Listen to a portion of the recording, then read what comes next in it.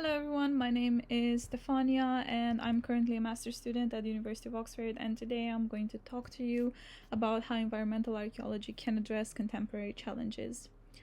So there are a number of challenges that human societies face right now, including food insecurity, climate and land cover change, political instability, and biodiversity loss. And archaeology has kind of been underrepresented in addressing global change, although right now a lot of scientists and policymakers are looking for interdisciplinary approaches. And I truly believe that exploring vegetation, climate, and anthropogenic change across timescales can give us previously unthought of solutions to these incredible challenges that we're facing right now. So this presentation offers a brief overview of the importance of understanding past environmental changes as a starting point in modeling the future. And because environmental change broadly encompasses anything from chemical, physical, and biological changes, the focus of this essay will be on land change, especially land cover change in Anatolia, food procurement and security, and we're going to talk about Antarctica, giving a brief case study, and then anthropogenic effects on the soil in Scandinavia. The way humans have transformed their environments has been modeled before using a lot of theoretical approaches such as niche construction and optimal foraging theory, as well as different Earth system models. But the downside of these approaches is their lack of consensus, and this is also intensified by their naive assumptions of a linear relationship between humans and land cover.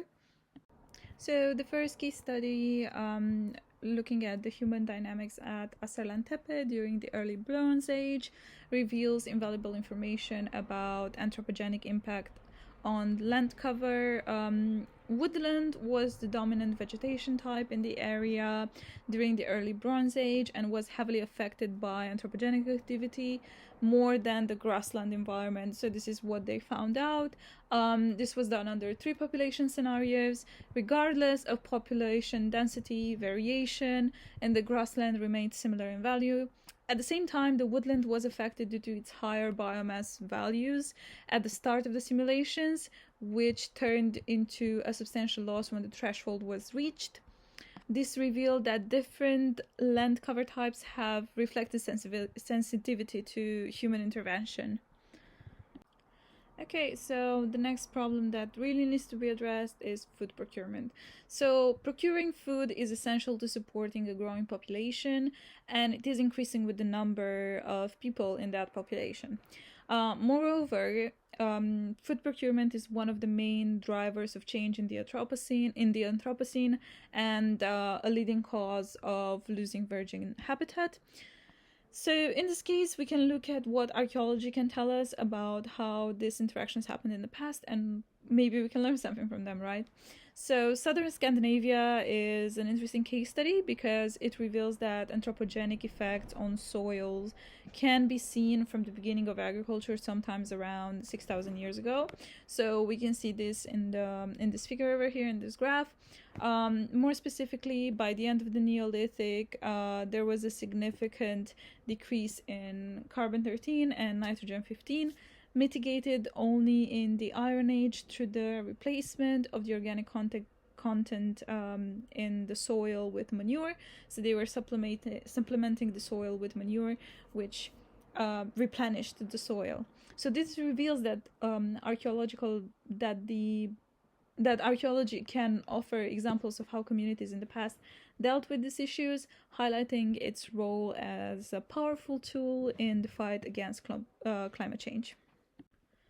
Okay, so we're going to move on to tackling political insecurity and biodiversity loss.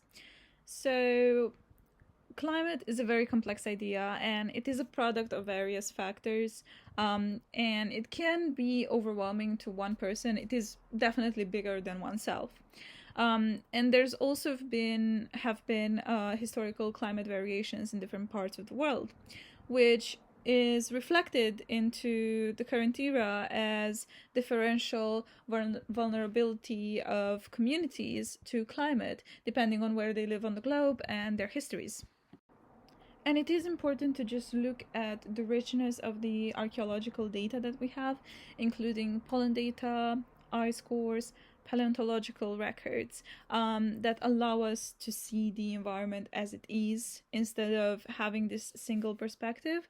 And it allows us to reconstruct environmental variables and to see cultural diversity and solutions beyond the Western perspective.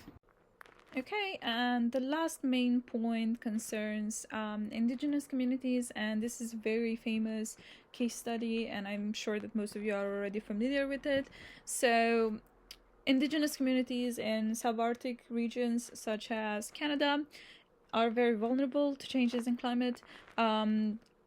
The species turnover in those regions is estimated to be around 80% by 2100, affecting local communities, food security, physical and mental well-being. And in my assignment, I focused most on the Inuit, which rely on access to natural resources despite their integration into the capitalist global economy. And they rely on places where they can conduct foraging activities, which are essential to their society. Moreover, the land is an epicenter of cultural knowledge and memory, making climate change a threat that spans multiple areas of life for these people. So this means that while understanding the past can help offer personalized solutions for various communities across the globe based on their history, it can also play a role in maintaining cultural heritage in the case of these communities. So to wrap up, I do really believe that archaeology can be very useful in the entire climate discourse, especially because all the challenges that we are confronted with nowadays are usually very abstract. So climate change, food insecurity, land cover change, I mean, what does that actually mean for the normal person that doesn't spend their entire life studying these things?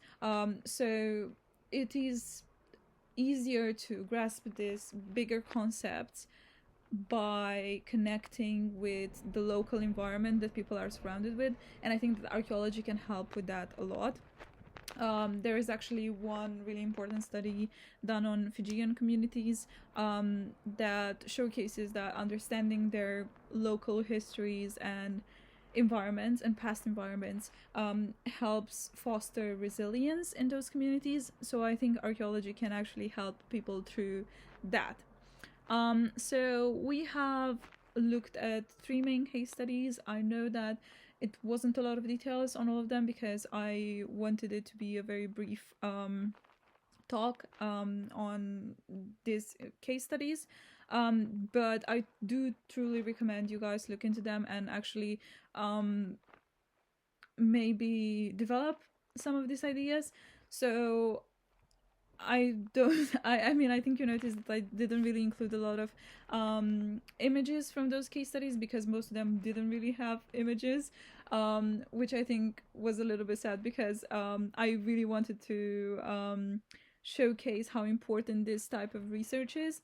So I hope that at least this talk inspired you to go into the world and actually take action and think about the archaeology not as an island, not as just archaeology, but archaeology in relation to all of these bigger things that are happening right now into the world, and think of archaeology as a very relevant field because it is. And I do think that understanding past environments is essential to creating future solutions, and that environmental archaeology has a role in the current global crisis. So thank you for listening, and this is my bibliography as well. So this is the first part of the bibliography and the second part of the bibliography, and if you have any questions, please let me know.